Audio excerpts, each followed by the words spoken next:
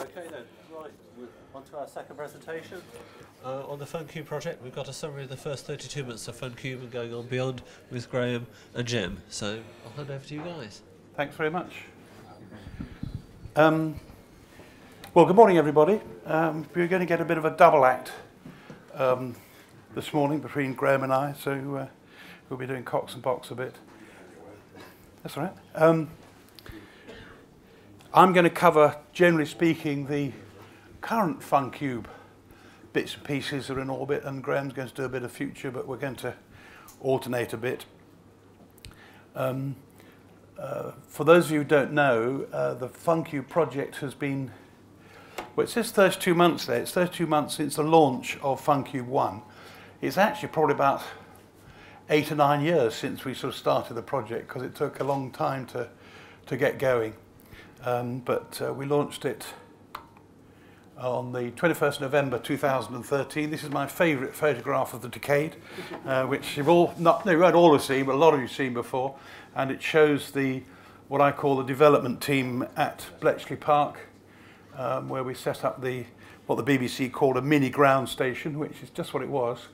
And most of those people are still really part of the team, actually, which is very satisfactory. And we have a weekly Skype conference call to talk things FUNcube and satellites generally. And there we go. But it's a very happy reminder, certainly for me, of a very happy and successful day after a lot of years' work. And this was taken on the day of the launch, probably about an hour or so after we heard the first signals, which I know some of you have been there before, but if you haven't, it's a very exhilarating moment. I found it so anyway. So on turning our attention to FUNcube 1, the transponder operations first of all. As a lot of you will know, it switches automatically. The spacecraft has two modes. It has an amateur mode with the transponder on and a low power telemetry beacon, and it has what we call education mode, where the transponder is off and the beacon is on high power, such you can hear the beacon and demodulate it with a pretty simple antenna, almost a rubber duck. And that was the plan, and we had built into the project a switch that would switch it automatically, so when it was in the sunlight, when we thought the schools would be at school, it would be in educational mode, and when it was in darkness, when we thought people probably were radio amateurs would come back from their work, then they could have the transponder on. But fairly soon after launch, we realized that in the Northern Hemisphere, certainly, that the transponder wasn't coming on for very long during the summer months, because there wasn't that much daylight. So we took a decision about a year ago to switch it to full-time amateur mode between Friday evening and Sunday evening, i.e. during the weekends. And this is a task that the ground stations have been doing for the last year or so, and I don't think we've missed a weekend. Sometimes we do it, if there's an event like this on, we did it a few days early, for example. And the main thing to say about that transponder is that the frequency stability with temperature is not quite as stable as we would like it, but it's usable. And the transponder is pretty sensitive, the receiver is pretty sensitive, and I think quite a lot of people use it. The other thing, which a lot of you know, but for those of you who haven't heard it before, we have this idea of a Flier Messages where we broadcast up to 200 characters per Flier message, and for Flier, think Twitter. And they're broadcast from the satellite, and we can upload those. And what's interesting is that the requests still come in after over 80 months in orbit. For example, up there now there's a Essex Scout Jamboree, which I think is either this weekend or next weekend, and they requested a message that says congratulations or welcome to the Scout Jamboree, hope you're having a nice time, or some such thing, and another space camp held in Finland, I think in a couple of weeks' time. A bit about warehouse contributors. This is where, if you're running the dashboard, you automatically, unless you disable it, but if you set it up, it will automatically send any telemetry you receive to to the warehouse, which Dave has written and runs. And it's still going on. We've got over 1,000 people now who've made this contributions. And interestingly, that compares with this time last year, it was 172. So quite a lot of people are still discovering the telemetry from Funcube, so, which is actually, I find, quite encouraging. It's not a competition, but I can report that G3WGM, who's in the audience now, has done over 500,000 packets, which is really good. And there are other people who are a bit behind him, but I think it will be quite difficult to overtake his position should he continue the way he's going. And this is of tremendous value to the people running the satellite, because we like getting this telemetry, so we look at the batteries and stuff like this. So that's good. So far we've received a total of 985 megabytes, compared with 637 this time last year. And the full-time automatic station at Goonhilly, which we set up about a year or so ago, I think there was a small interruption where they moved it or had some power failure or something, but that continues. Windows 10 update. Oh, Windows 10 update. Oh, well, ho, ho. But we're still looking for a station in near the North Pole, Svalbard or somewhere like that. And we did, where did you send one out to? Not St. Helena, where was it? Tristan da Cunha. Yeah, but not certain if that's going to happen. Close encounters and lockups, we still get our fair share of collisions. We had one a couple of weeks ago, and these are things that are generated by, it's not NASA, it's the American JSPOC, whatever that stands for, but they track all the space junk and everything. We had one a couple of weeks ago that was about the closest we've ever had, about 25 meters, and we were holding our breath a bit. Nothing we can do about it, but fortunately we escaped that one. And we've had since, over the last year, I think one or maybe two of these lockups, which you don't know what causes them, but the thing just stops for no apparent reason. And but we've been able to recover from them fairly easily. Last year we announced the availability of the sort of QSL card or certificate of achievement. And this is just a simple thing on the website on the internet which you complete. And if you haven't uploaded it, checks to see whether you've uploaded a packet to the warehouse or not.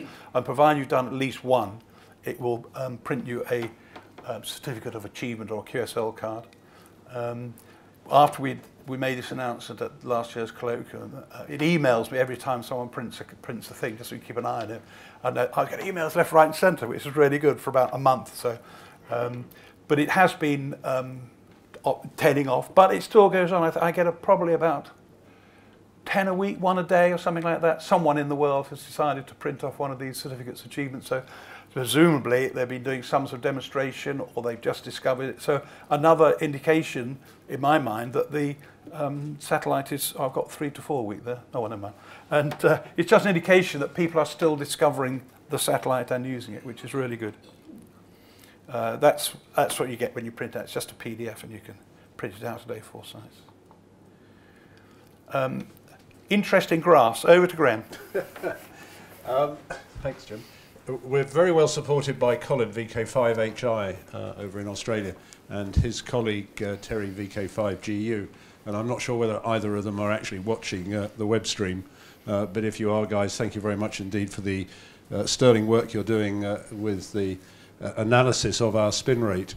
The background is that there is no active attitude control on Funcube 1. It's a passive magnetic system that relies on a magnet that's on one of the boards and 2 hysteresis rods.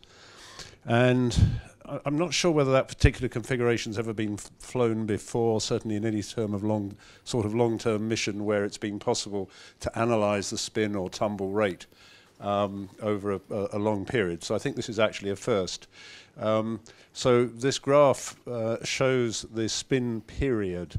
So a high part on the graph means it's a very, very low spin rate. I think it's 2,000 seconds, 2,400 seconds it slows down to sometimes. So it's getting a real roasting at some periods. The point is that we have no idea really what makes it change. Is it space summer or space winter? That doesn't seem to have much effect. The period has been about 100 days, But that seems to be changing now as well. Hang on, how do I go down on this? That one.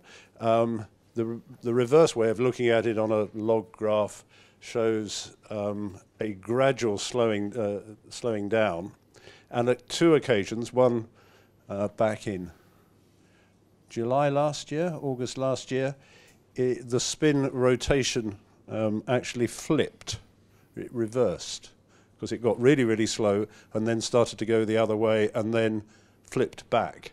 According to Colin, we've just had one of those occur.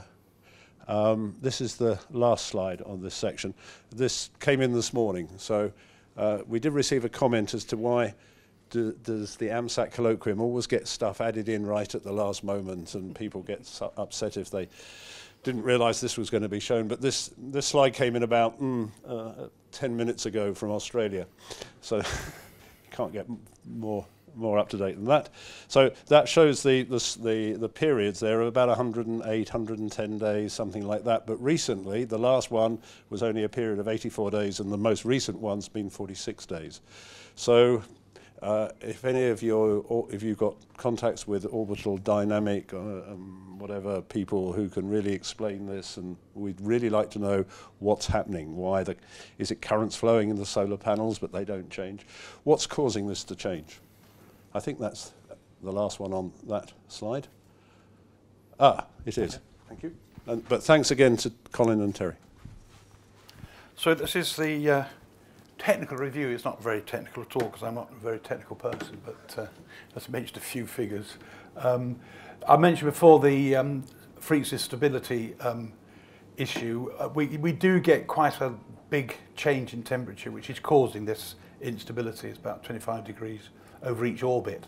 And one of my fears is it must be stressing the whole spacecraft quite a lot, and we just sort of wonder what the effect of that will be in the long term. The power budget is really good. The battery, well, it has dropped below 8 volts, but just at the moment it charges up really quickly. It doesn't go into deep charge when it's in eclipse, so that's really encouraging. The link budgets for the both sets of telemetry, the low power and the high power, seems to be ideal for users, and people report that they can hear it from their cars and on whips and things like that, which is really good. The battery appears to be as good as new, although we don't really know, but it just seems to keep chugging on, because one of that's going to be possibly the major contribution to its actually stopping, which would be a great shame. We haven't got any evidence of radiation damage, and we haven't found any flight code bugs, which is quite good because we can't reload it. And that's a great tribute, really, to Duncan, whose call sign escapes me, who actually works at BT Martlesham, as one or two of the other development team do, and he and Phil and Jason, about 3 of them, who developed the flight code, and Graham and I were the testers, and we were going back and saying, oh, we found this and found that, but we did a lot of testing before launch, and I think that was I think we're now reaping the rewards of that in that very comfortable hotel in Woodbridge. Lots of it was good. Legal review. Do you want to do this, Graham? Yeah, because you probably know more about it than I do. Well, we should perhaps ask Walter, because it's his spacecraft. Probably you'll remember that for various reasons we decided to sell FUNcube before launch to AMSAT-NL, and we agreed a price of €1. And I've still got the euro that Walter gave me. It's on my dressing room table. Or shack table, rather. But anyway, so it's a Dutch satellite, and AMSAT-NL are identified as the owner. They are responsible for holding an operating license from the Dutch. Can you say it in Dutch, please? Thank you. No, it will. Which is their equivalent of Ofcom, as I understand it, of our Ofcom. So they also have to pay for the insurance, and that all of these are an annual overhead. Now, by various means, We have arranged for AMSAT-NL to have funding at least for the next 3 years and probably the next 6 years for this. The figure is, I think, about €8,000, 8,500 euros a year. So it's not free, but it's cheaper than it would have been if we tried to do it in the UK. We'll come on to that. Oh, sorry. That's all right. Okay. So the conclusions, as I sort of said, we think it is a continuing useful resource for STEM and a teaching resource at very low cost to the public. And radio amateurs are still interested in using the transponder. And we're looking forward to Funky One's 3rd birthday in November, so that'll be quite good. There are 2 other sort of Funcuby things in orbit at the moment, which I'm going to speak about. One is what is known as FUNcube 2 on UCube 1, and the other one is FUNcube 3 on QB50P1. And most people know that UCube was a UK Space Agency 3U CubeSat, which they, I think they call it a development thing, or a bit of a slice of experiment to see how CubeSat sort of worked as far as the UK were concerned. And they invited us to put a FUNcube payload onto the satellite, and that consists of an RF transmitter and the antennas, what we call a CCT board, which is a processor board, and the PA, and I think that's it, isn't it, really? Oh, and the transponder, of course. Sorry, getting carried away there. And so we ended up only having monopoles on UQ for our use, because they got their own transmitter and everything. And I think we saw our advantage of having another amateur payload in orbit. And I think the UQ team saw us as a standby communications resource if their own thing should fail. So there was a lot of interaction between the FUNcube payload and the main processor on the satellite via an I2C bus. Okay, I think I've done this. There's the launch date, July 2014, and it, as I said, includes a full FUNcube payload. Okay, the UK Space Agency announced their end of mission in October last year, and they had about 5, 6, no, maybe 4 payloads of an experimental nature, scientific payloads on the spacecraft, and they got some data from them, but they felt with in last October they said, well, we've finished with it now, we've done our scientific experiments, and we were rather hoping that they would what do we call it, Graham? The not custodianship. They would offer to AMSAT, but we would turn the custodianship to get over any sort of legal sort of bits and pieces. We weren't going to take ownership of it, but we'd have the custodianship of it.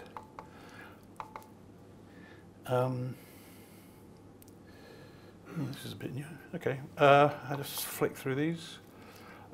Okay, I know this.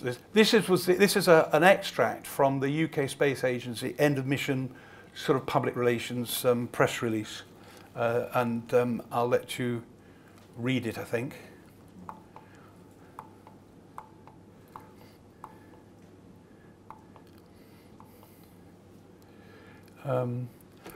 I think it's true to say that the technical challenges they referred to is the fact that we discovered, or we were told, that it does do quite a lot of reboots, the main processor on the satellite, and so it reboots into slightly unpredictable states. And looking down their list of bullet points, the bottom one I think is entirely down to AMSAT, because they didn't have any ground stations, I'm pretty certain, outside the UK. They had just one.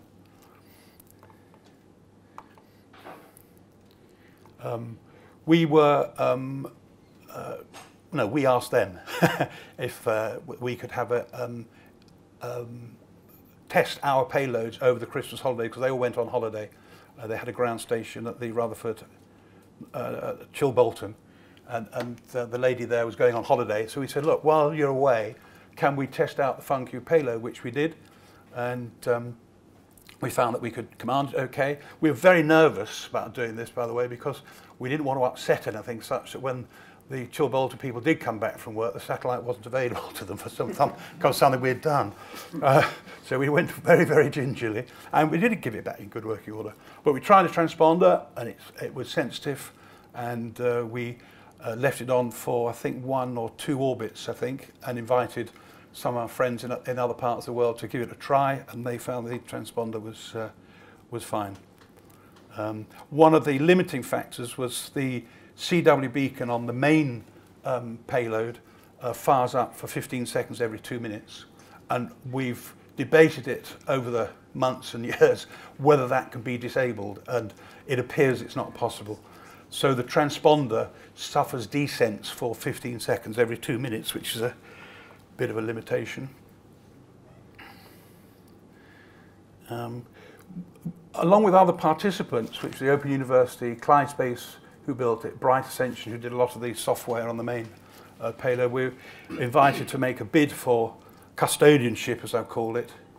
But there were quite a lot of conditions, one of which was this one, and this was a showstopper, I think, certainly for AMSAT, and I think for the Open University and the others. And we were invited to say, you apply for a license, and it was just going to be impossible, unfortunately.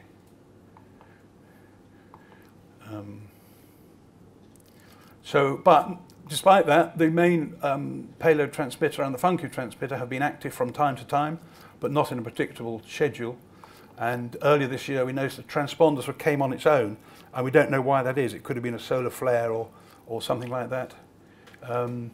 And we don't know how long it's going to stay on, but it is usable, and people have been using it. And I don't know whether, Drew, you can say anything about it. Have you tried it? Yeah, it works great, other than the CW beacon. Yeah. A well-equipped ground station can still use it Okay. while the beacon's on, but it's tough. Good. Okay. So it's there. It's not really controllable, but I can't see any reason why it shouldn't be used, because it is in the amateur satellite service, frequency-wise. Okay. How are we doing? Ooh, okay. Okay, FUNcube 3 on QB50. QB50 was a project, I think, funded by the European Commission, I think, for an experiment. And the 50s, because they're going to launch 50 CubeSats, and they're planning to do that at some stage in the future. But they wanted just to have a tryout because they were a bit new to satellites. So we're going to launch two U CubeSats known as precursors for QB50, and they were launched then. And again, one of them includes a FUNcube linear transponder, not the telemetry side of it, but the transponder.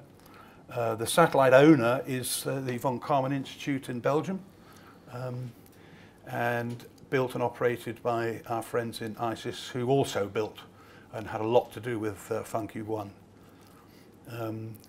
Again, we've tested out the transponder, and it seems fine, and it's operating this weekend. And again, VKI have said now they completed their mission. They have confidence that when they launch 50 that they're going to work. At least I assume they do. Haven't read the report. Quite how it's going to work out frequency-wise, obviously Graham will tell us. But so they said that we can use it for amateur operations. The only problem is if we leave the transponder running 24/7, the power budget will be negative. I should say that this one is commandable, and it is commandable from the ISIS ground station, so they can command it should they wish. But if we we have had an experiment with it and we tried it out. But if we leave the transponder running 24/7, it has quite a negative power budget. So we need a way to control the length of time. And what we concluded was that we would write some new software for the spacecraft, upload it, which we're hoping to happen in the next few weeks. And the idea is that this new software will switch on the transponder X seconds after it comes into sunlight, and turn it off again Y seconds after the or keep it on for Y seconds after it's been switched on. And the parameters X and Y we can set from the ground. So we'll need to fire it up and test out what the settings should be. So it's going to be a little bit fiddly to find out when the transponder is available, because you have to know these parameters, and then you have to look at your satellite tracking thing to find out when it comes into sunlight. But after all, it is a free ride. So stay tuned on that. We think the latest news a few days ago actually was that they should start uploading the software, which takes them a long time, maybe a couple of weeks, but so any week now really. So I say watch this space. And now Chrome's going to do the future things, starting off with naive one. Hang on to this, if this microphone's working. Thanks, Jim. Okay. Yeah, it's all good stuff. So FUNcube on naive one. This is a project that's been developed in cooperation with the American University in Sharjah, and is based on FUNcube 1, but as the slide there shows, it's got some enhancements. It's got an active, I was talking earlier about a attitude determination control system. This one's got an active one, which obviously has benefits that it will be possible to control the pointing of the spacecraft. Has the downside that it takes quite a bit more mass than a magnet and a couple of rods, and also it consumes some power when it's active. So one of the things we're a bit uncertain about is the power budget on this spacecraft. Balancing that, we've got some higher efficiency solar panels, knocking 30% efficient, I think, very close, or some really big number. And the other great thing is that we've learnt the lesson of small CubeSats with very power, oscillators that require very little power to save power, that we've used on FUNcube 1 and 2. The downside of having an oscillator that's very power conservative is that they tend to be temperature sensitive instead. So we've bitten the bullet and upgraded the oscillators to a new type of oscillator that is amazingly stable. I will defy anybody after this is launched to be able to accurately measure any oscillator drift across the temperature range that the spacecraft is receiving. Again, the downside to that, though, is that there is an increased power consumption on board. So there's balances there. The other enhancement is that it will be able to produce Arabic fitter messages, and the dashboard that we have developed for them is capable of displaying the Arabic fitter messages. And where's Dave? The warehouse will also display fitter messages in Arabic. So that's quite good, because it goes from the other way. It's all completely different. Just talking about dashboards, we haven't actually sort of published a FUNcube dashboard ever, although one was developed for the project. But many of you will have noticed that if you're using the FUNcube 1 dashboard, it actually decodes, well, it tracks FUNcube 2 and loads the data up to the warehouse. So please keep doing that. There's something like 350 stations that have uploaded FUNcube 2 data to the warehouse by that means. So it's very, very useful.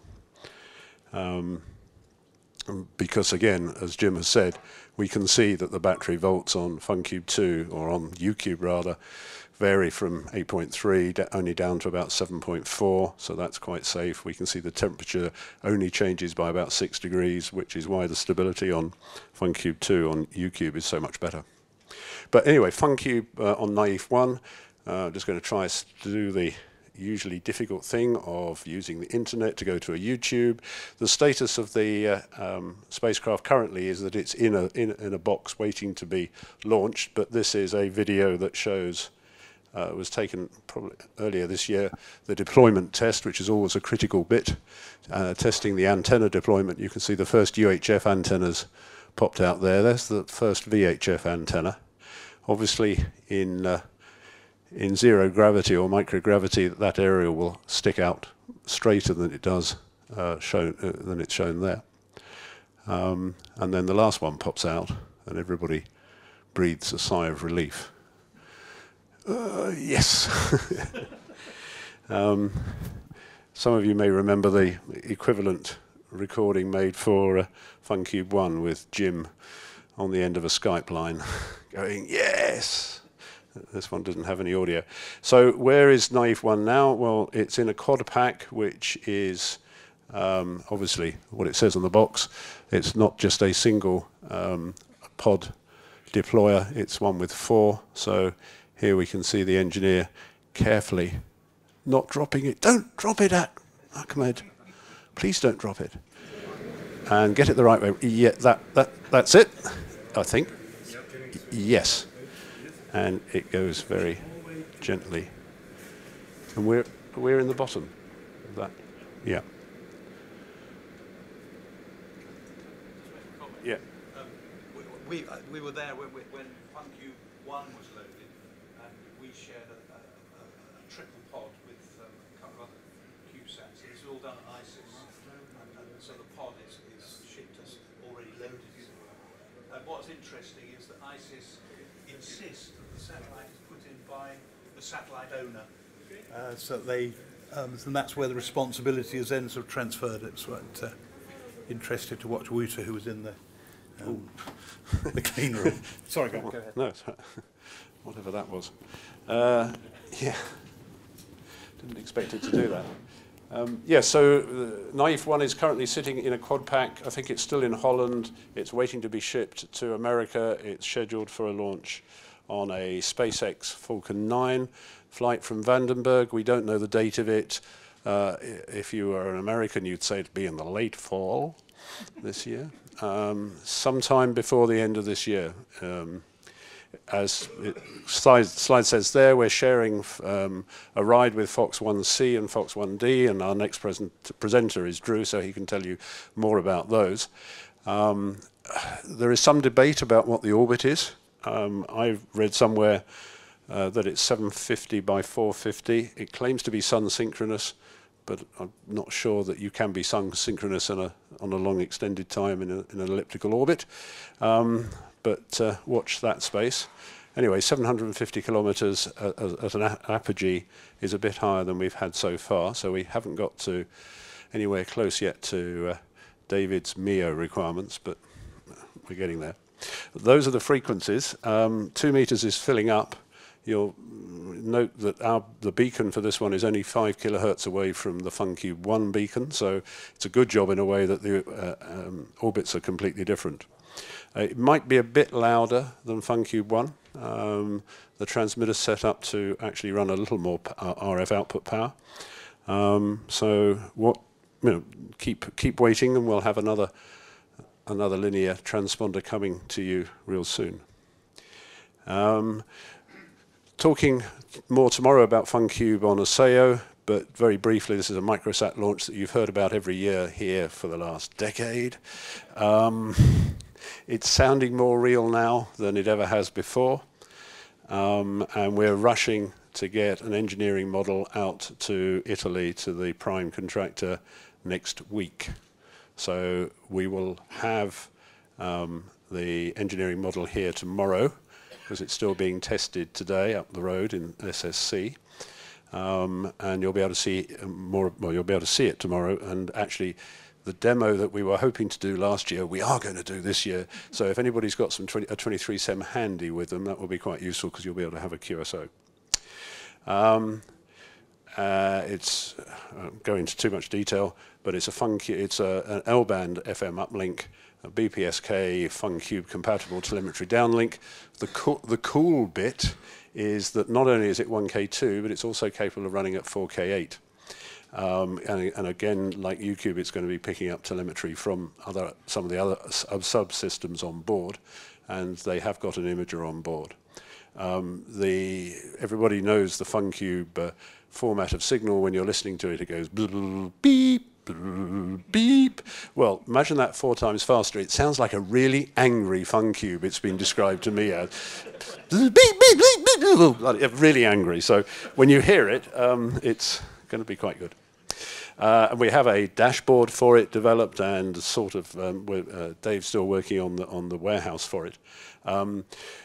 In the background, Duncan, who was hoping to be here, but his wife found that they got a free offer of a free villa in seaside villa in Portugal, so he's rushed off to do that. But he's done a lot of work, and I'd like to actually, not on behalf of anybody, but I'd like to really compliment everybody in the FUNcube team, including the new part of the FUNcube team, the ASAO team, for the vast amount of work that's gone in, the hours that people put in at risking relationships and jobs and everything else for doing it, and for the passion. It's phenomenal. One of the things that we're hoping that Duncan really will do is develop GUD. And GUD is the great unified dashboard that will pick up any FUNcube from at any speed and send it to the warehouse and display it beautifully without having to have separate dashboards for each spacecraft. So if you're watching, Duncan, on the beach in Portugal, it's public now. GUD is your next project. Okay, another announcement, FUNcube on XXXsat. We were actually hoping to be able to name this satellite. Apparently we're not yet able to name it, but this is a 1U CubeSat project that's being developed, is being planned for a university in Jordan, and it's not finalized, it says, but again it's going to be a 1U CubeSat. Again, it's going to be very similar to FUNcube. The new bit, if you like, is the expectation or the requirement to have at least stored image downloads.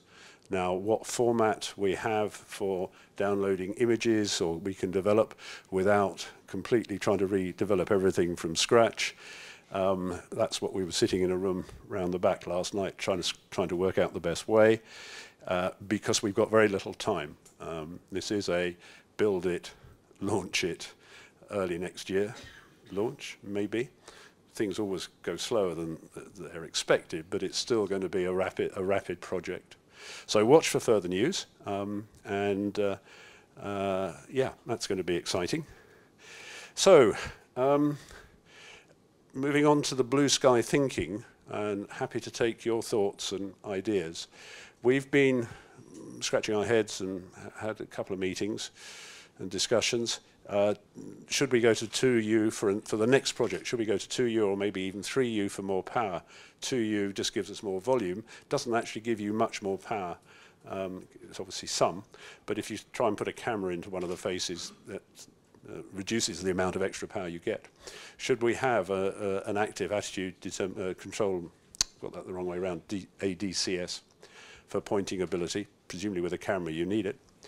And we're having discussions about potentially using SSDV, that's slow scan digital video, that's been used very successfully on a lot of balloons recently, high altitude balloons. Some of the pictures coming back from that look really good. And again, that system uses a ground-based warehousing subsystem to enable people to have, to work together collaboratively, so all the blocks get filled up. We are talking about upgrading the microcontroller. That would enable us to, excuse me, run higher data rates, but would probably need a complete reprogram, start again from scratch. So there's quite a, do we want to go that far? And MEO for greater ranges. If anybody has got some orbit availability to a MEO orbit, please come beat a path to our door. We would really love to go there. And I don't think that's just me talking on behalf of AMSAT-UK. I think that's an AMSAT plea generally. Ride shares we've heard about this morning, and Lunar Pathfinder. See how up to date our slides are here. So all of these things we're really interested in, would wish very much to cooperate, certainly on that one specifically. So there seem to be quite a few opportunities available, so that's all good news. The constraint are two, people and time. Amazingly, currently, the constraint does not seem to be money, really. There are funds available if we have to go out and buy stuff, or have to go out and contribute towards the launch. We haven't got millions, obviously, to buy a launch. But the constraints are people and time. So with that in mind, we're very keen to recruit any fresh blood, I know who wrote that, ridiculous term, to the team. So if you're motivated and able to collaborate and contribute, we'd very, very much welcome you. The team is completely mad, but you'll be welcome to join us. Thank you very much.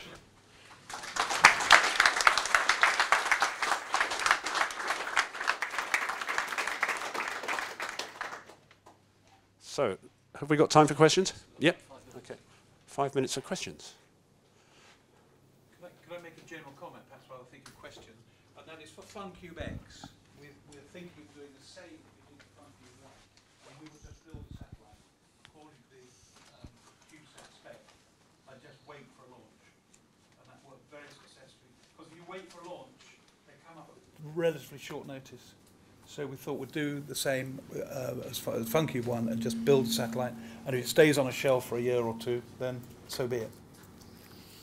Sorry, any questions? Graham, you mentioned the oscillator, stable versus even more stable. Does even more stable mean TCXO or OCXO? I'll answer that. It's actually TCXO in this case, because oftenized is just even more power.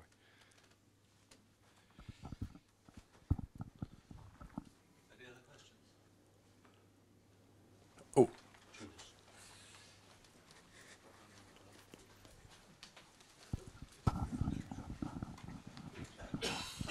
Has there been any movement on the idea of a Raspberry Pi based ground station segment? Oh, good. Yes. Next one.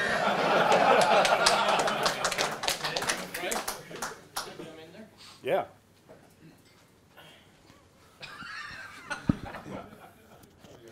There is actually open source software out there which will let you downlink the telemetry frames and send them up to the dashboard, to the database. What there isn't is a nice GUI dashboard, as far as I'm aware. But yeah, I've run the some stuff in GNU Radio out to a decoder that does actually receive the telemetry frames and send it up to David's database. Thanks. Yes, and Duncan has been working on a Raspberry Pi implementation where you can just stick your FUNcube dongle into the USB port, a USB port. It hasn't seen the light of day. I'm not sure. I think it's been put back a bit by the need to get Naive 1 dashboard running and ASEO. So we will continue to nudge him. But he is a Raspberry Pi person, so he should do it. There was another question over there. No? Martin has got a question there. It's not RF based, I'm sorry about that, but over the time of the project, of the FUNcube project, there must have been improvements in batteries and in solar panels. These will continue. Have you approached any manufacturers to actually sponsor the FUNcube project, get some publicity for themselves and for FUNcube, and use it as a vehicle for experimenting on new battery technology?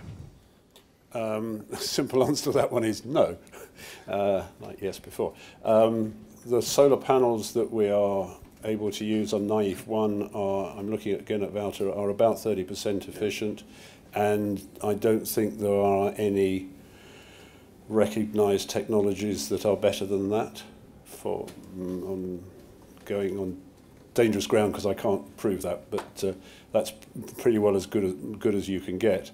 And batteries don't seem to be an issue for us at the moment. What we have seems to work, and like most space people, I guess that when you've got something up there that's working, you need to be really convinced to change from a working configuration. I'm sorry, that sounds rather negative, but the answer is no, we haven't. Thank you. I just, sorry, probably get two speakers at the same time and get two answers. And the fact is, when we started off FUNcube 1, it was very much a keep it simple, stupid project. And we concluded that the way to do it was we'll make the circuit, the CCT boiled and the RF, but we won't make the space frame. We won't mount the solar cells ourselves, and we will buy in what is known in the trades an EPS electrical power system, which has all the power regulation already in it and the batteries.